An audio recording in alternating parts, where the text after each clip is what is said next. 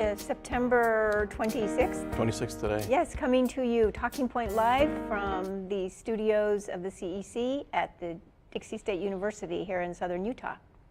I'm Jennifer Kohler. And I'm Eric Young, and we appreciate you joining us for another conversation. You keep coming back, so hopefully we'll keep having something worth while for you to come back to. And today, I think will be a pretty worthwhile conversation in respect to what's going on with Brett Kavanaugh, the Honorable, and Christina Blasey Ford. Is it Christina? Christine, I think, but I have to Dr. say, Ford. yeah, I have to apologize first of all because I know I sent you a text or an email earlier in the week saying I really want to talk about the NFL football take a knee issue. Right. And then I sort of switched gears, and I figure the take a knee conversation will be around a while. Yeah, that's got a little more shelf life, perhaps, than the Supreme Court nomination hearings and the accusations that are going around. Right.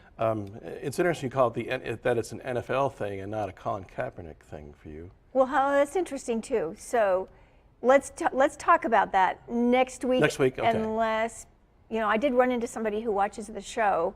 And I floated the idea to her, and she just said, well, all I can tell you is I'm not buying Nike anymore, if that lets you know where I am. So yeah, chances are. I really, really want to come back to that, hopefully next week. You all have some pretty strong opinions about Colin Kaepernick and his protests and what he's doing. And now Nike. And this is nothing new. And then Nike joins the fray. And, sure. But for later, not today. For later, not today. Okay. Next week. We'll come back, join us next week, and we'll be talking about that, and hopefully bringing maybe some fresh perspectives into that old debate. And that's old now. Provoking some questions, really, in your mind. Yeah. So what I did for today's show was I went back and listened a second time now to the New York Times Daily broadcast that I heard yesterday.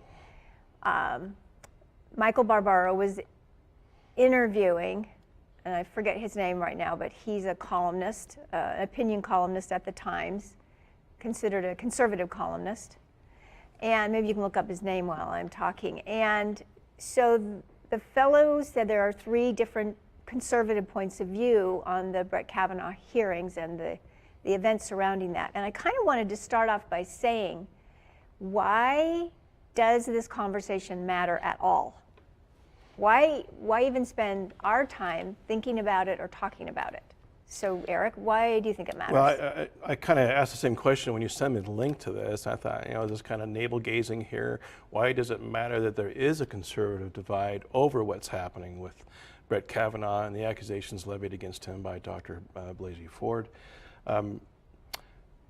Is it because maybe it speaks to some human nature, or kind of a higher truth about how we revere women and these kinds of accusations?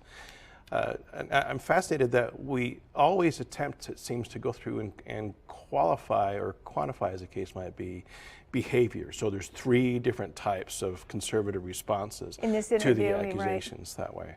I also find it interesting, and granted, it's a conservative pundit who goes through and writes this article, and he's only looking at maybe the conservative opinion. So I try to go through and find maybe what kind of liberal opinions are out there, and it's crickets. Okay. Okay. There's other than waiting to see how things might move on. So let me say about why even talk about it, why it might be important. And for me, a couple of things come up. First of all, as American citizens, we're the audience in this discussion. And I'm thinking particularly of Brett Kavanaugh and his wife Ashley going on Fox. They're courting public opinion with those interviews. And are they preaching to the choir on Fox? Well, maybe so, but nevertheless, we're the audience for that broadcast. Hold on to that idea, and let me extrapolate that, and I'll come right back to what it is that you're talking about. That being the case, I'm going to correct what I said in terms of, them showing up on Fox and having the interview is them preaching to the choir, but Fox knows darn well that all of the other media outlets are going to pick up on this, which they did, to go through and rebroadcast under their own frame and their own interpretation of Kavanaugh and how he was responding both verbally and non-verbally, and his wife Ashley, and the kinds of questions that were asked and so on and so forth. So, you're right. It does go to a broader audience, though it starts off maybe preaching to the choir. Okay. So, but I'm just saying, as American citizens, we have influence over our senators. we can write and say or call, I don't want you to vote this way on that, I don't want you to confirm, or I do want you to confirm. So it does matter in this country what the American citizens think about this to a certain degree. I also think it's important because it gives us a chance to examine ourselves as citizens. Does that connection exist between the constituents and those on the committee who are making those decisions?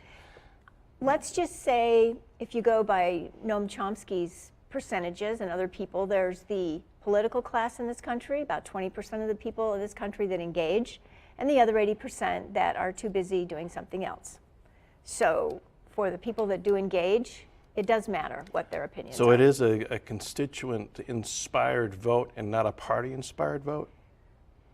Well, when it comes to the confirmation of Brett Kavanaugh?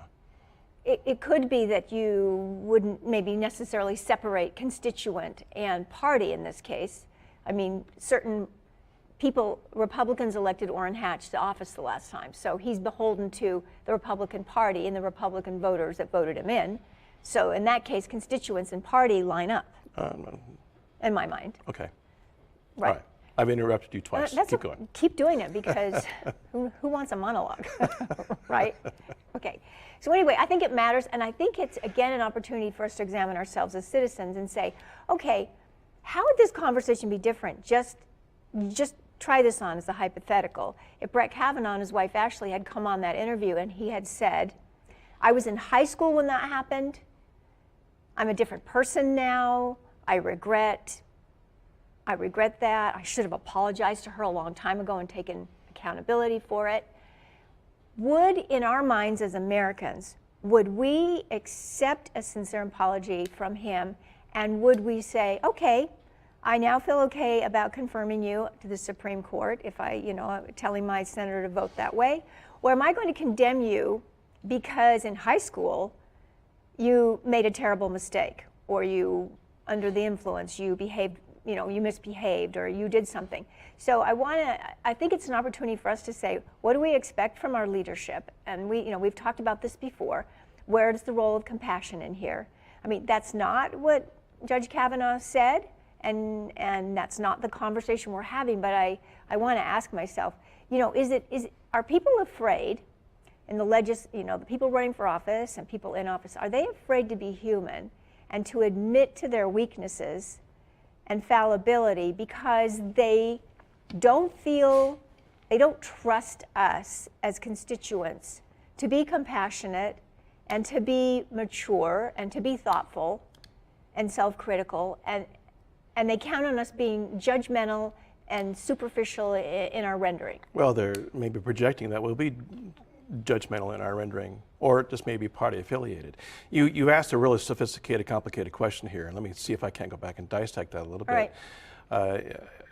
As far as going through and saying, what if Brett and Ashley sat there and said, yeah, that's how I was in high school, and I have come a long way. I think the American people would appreciate some accountability in that respect. But there was a Democratic senator who tried that very tactic. His name was Al Franken. And stepped down. He took responsibility and said, yeah, but that's the way I was, and maybe not to the extent that I've been accused, and I haven't really been able to give my part of the story, but because that aspersion has been cast, I'm owning up to my behavior and I'm going to step down. So that's one way to handle it. I mean, it's an individual choice. But it didn't work for him. His political career is over. Well. There. And is that because people have been vindictive? Was it voluntary or involuntary, yeah. As far as his own stepping down and taking care of that? Right. I think if that had happened with Brett and Ashley, I think certainly the conservative side would have gone, oh, thank you, and now we can move on. And now we can go through and press for a vote because here's a guy who does have some level of... How would that land with you personally? I would appreciate it. I would appreciate it if he went through and even apologized, on behalf of his accountability and the actions. Would that raise your esteem for him in any way? That's an interesting question because I really try not to invest esteem. Okay, would it raise your opinion of him in any way? Maybe. Okay. there. Maybe. Well, and that's not what we have going before us anyway, but I guess it harkens back to my question, why talk about it? Why does this matter? And I guess I'm saying this is an opportunity for us to examine ourselves as a citizenry and what we expect from people in office, what we expect from leadership. I mean, I think we expressed a pretty low bar in the election season. Oh, well, there is no bar. So you would think that we would be able to tolerate a lot of human fallibility in our leadership. Well, that was kind of the point we left on last week's show was, we have gone through and checked our own moral compasses in electing the president that we have. And in order to get more of a moral, what's perceived as more of a moral vote as far as a majority is concerned in the Supreme Court, and how they go through and vote, which is the worst hypocrisy that I can see as far as how we're doing things here. And now we're asking the same thing. Kavanaugh's denial is a coached denial. It is the party line. It's been the method of responding to any kind of sexual accusation since Bill Clinton, or maybe he was in another party. That. Right. Yeah. Oh, I'm not. Oh, you mean I'm that party line, generic party line? Yeah. I'm sorry. Okay. It's the male line. Maybe that's what I should say. Ooh. It's the generic white straight male line is denial. Okay. To go through and say, wasn't me. I didn't do it. I wasn't there.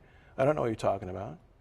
Well, okay. So let's go into those three. Maybe this feeds into those three categories of conservative reactions. Well, the conservative response to. So, because my husband and I have been. Maybe a lot of people have been discussing this with friends and family and have been expressing their opinions and reactions. But so one category, you call it the horseplay category, is that, okay, say this happened, but it was in high school. People do things in high school when they're immature, and it happens. And so just get over it, move on from it. It shouldn't follow a person into their adult life as they mature and evolve into their professions and their lives. It shouldn't be something they are penalized for later on. So that's the horseplay category. It shouldn't follow who into their adult life. And great point. Because to me, that's the most despicable argument that there is on the conservative side, that boys will be boys. Now, I happen to be the father of 3 daughters, okay? One of which was sexually assaulted and raped underage. And so that's going to go through and give me a different bias in terms of how I'm going to go through and esteem Kavanaugh in this kind of accusation. And it's not Kavanaugh that bothers me so much. It is that conservative idea that, again, that old, white, straight male idea that boys will be boys. Not buying it. I'm self-censoring right now. Okay, yeah, I can tell. And good for you. I'm so proud. Because that's not good enough. Yeah. And what that does is it sends a continuing message to the boys that it's tolerated behavior. Okay, yeah. that you can go through and press yourself on a woman who is not consenting to your advances, and you'll be just fine. Right. And that's the wrong message that we're sending. Well, okay, and then to follow up on that, the quote that they included in this horseplay category was Lindsey Graham saying, if there's no other corroborating evidence, if there's not more to this. I'm just being honest here. Right. Which is a sin license, by the way. People say stuff like that when what they're about to say is going to go through and negate maybe even their own personal position. I'm just being honest here, or, I'm not the one who came up with this, but they'll put that out there. They put out a sin license. Okay. Go ahead. I'm sorry. Cool. No, fine. And so he says, if there's not going to be more to this, then I'm not going to ruin Judge Kavanaugh's life. Okay. Right. So this harkens a little bit to about what you're saying. What would ruin his life? Well, first of all, he has a career and he has a position already. So unless Lindsey Graham is talking about putting him in jail, I don't see how his life gets ruined. If his reputation might get tarnished. If he doesn't make it to the Supreme Court, that's going to ruin his life. First of all, and then... What about Al Franken's ruined life? Well... Look at the ruins that Donald Trump's life is in. It's just that you're talking about the perpetrator or the potential perpetrator here as opposed to the victim. And you're saying, well, we don't want to ruin the potential perpetrator's Right. life. What about the trauma the victim has gone through? Well, see, so it was a really thoughtless way, I think, to phrase it. Oh, absolutely. Yeah. But the argument came forward, though, in that show where, well, Dr. Ford's doing okay. She wasn't ruined.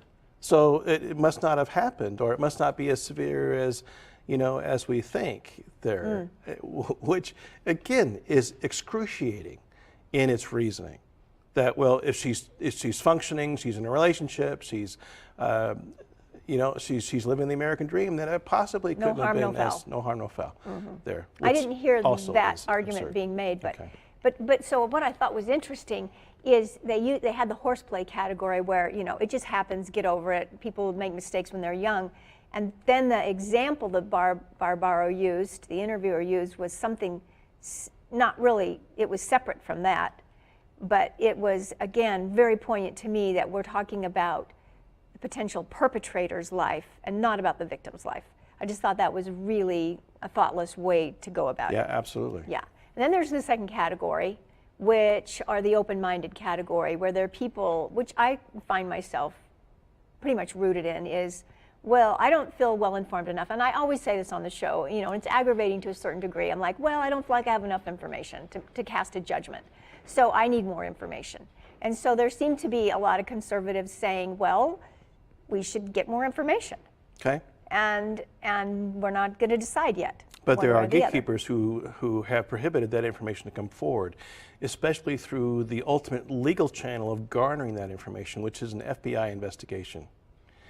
So the attorney of Dr. Ford has submitted 4 affidavits for tomorrow's special hearing on this. 4 documents that come forward and testify that there were individuals and that Dr. Blasey Ford had actually talked about this incident long before Brett Kavanaugh was ever even considered to be nominated to the Supreme Court.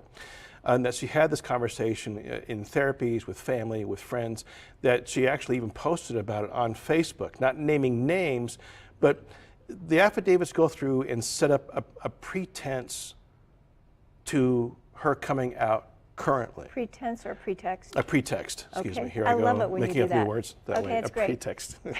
Condone, condemn, tomato, tomato. Okay. A pretext to, Okay. right, yeah, to her actually going through and saying, well, wait a minute.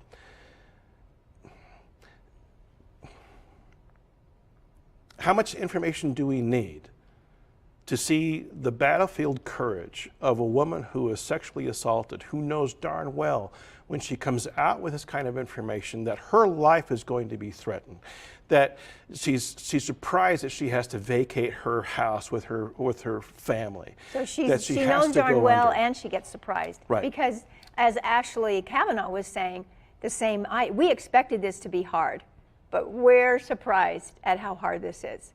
So even though Christine Ford knew it was going to be awful, she's probably surprised at how awful. Everybody's kind of surprised at how awful. I have as much as I can appreciate Ashley Kavanaugh's position, I have a hard time empathizing with her. Okay. Because they have put themselves there. That's a choice. Anybody who goes into political life had better have their Teflon. Should you expect to be? I listened to that interview on Fox.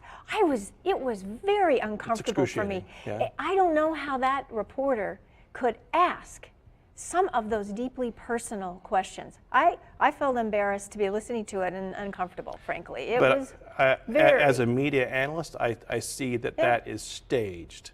That those questions were previewed, that they knew darn well that those were coming, that they already had a response, just due to the fact that you don't see that shock and that overall barometric pressure change as they're trying to respond to those kinds of questions.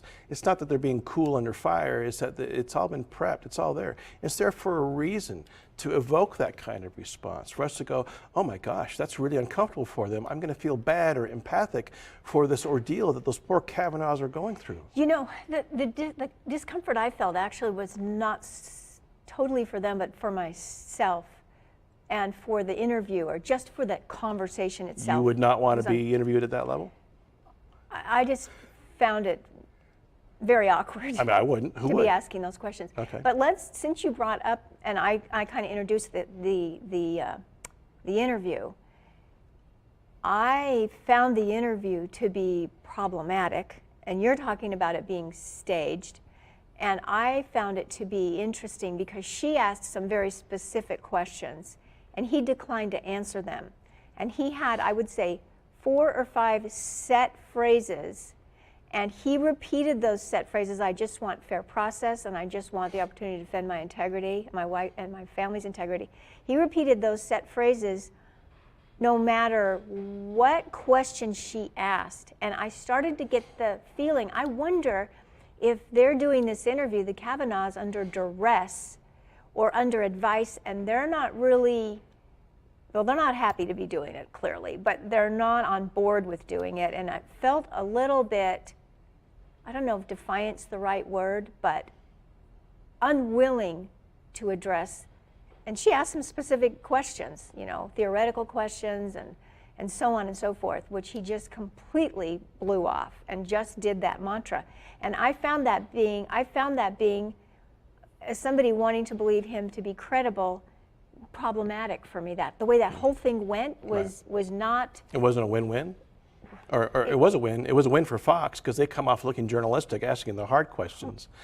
But she didn't get the answers. Well, yeah, but I think the Kavanaughs come off with a win to be able to go through and again hold that, not the party line, but hold that line of how he's either been coached or through his own legal prudence has been able to come forward with an answer that doesn't satiate anything, but still insulates them from any accusations. See, I thought it did some damage to his credibility. Interesting. Okay. Yeah, that was that. But back to Ford, and we're in this middle category of open-mindedness and wanting more information. We have 8 minutes. Okay, we have 8 minutes. I will say, and you're gonna, I know you're gonna not react well to this idea, but what? in my family, I have 3 younger brothers, and my one brother that's the closest to me is always saying to me, remember when this happened, remember when that happened? And I'm like, no, I don't remember. Even my daughter says to me, remember this, remember that? And I'm like, no. I know that memories are fallible. I know that from my own experience. So there's the line of thinking, she could be misremembering something. She could have him confused with someone else. She could be inaccurate. I'm also saying, if he was under the influence, he could be not remembering some stuff, very conveniently. And so could other people not be. And I really don't think that memory, even when a person's sincere, because I know I've misremembered and been very sincere, knowing what I know, and only found out later I was wrong.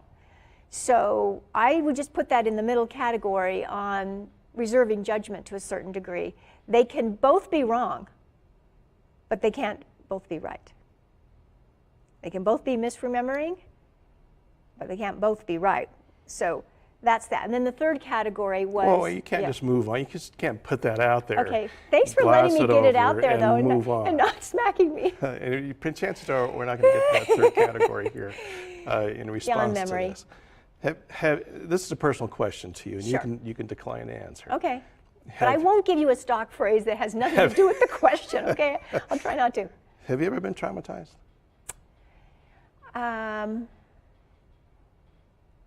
I would not, certainly not in that degree. Okay. Okay. So certainly not like that. So I would say I've been frightened before. Okay. But I wouldn't say, not like you're asking. Okay. All right. So it's hard to say perhaps whether or not memory does work or doesn't work. And with each individual, it's certainly going to be an entirely different set of contextual circumstances, right? Mm-hmm. On some level. Absolutely. As they go on. I have, and you know this, yes. I've told you about this, and this is not easy for me to talk about, but I am a survivor of a brutal sexual assault and object rape. And while I am certainly a man coming forward with a story like that, as people go through and say, well, you know, time passes and it was 30 years ago and so on and so forth, and you know what, it was 1981 for me when that happened around that same time span.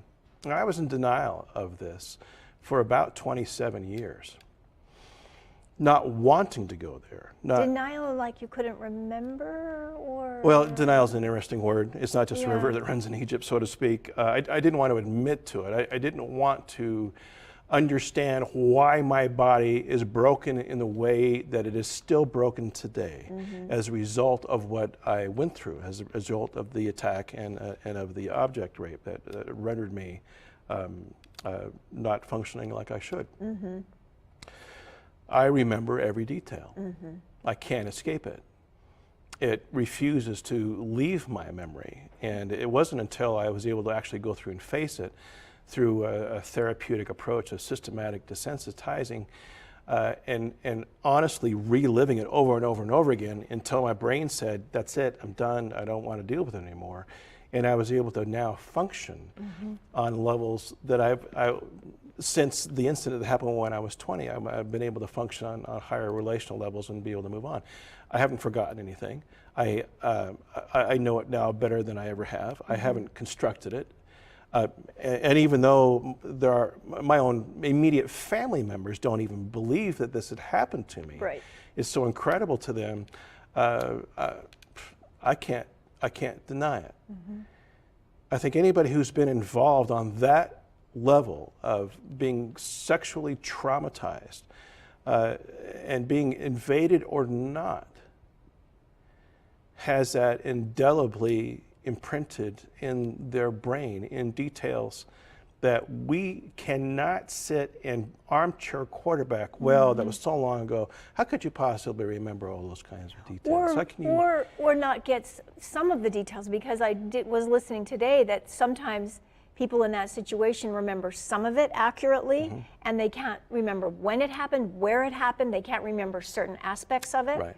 So memory, what are you going to do with memory? We can't say. Yeah. No one can say. Yeah. Not even well-intended conservatives cannot go through and say, and just write it off as, well, you couldn't possibly remember. So if you have corroborating evidence, you have affidavits, you have other witnesses, that is very helpful. It's helpful. It's not going to convince anybody on the, I hate to say the conservative side of it, on the Kavanaugh side of this, because they'll say, well, yeah, but it's not evidence to the actual infraction, to Kavanaugh's pressing himself on her and covering her mouth and trying to take off her clothes and then passing out. There's only one other person in the room, really, who can testify to that and who's apparently not going to.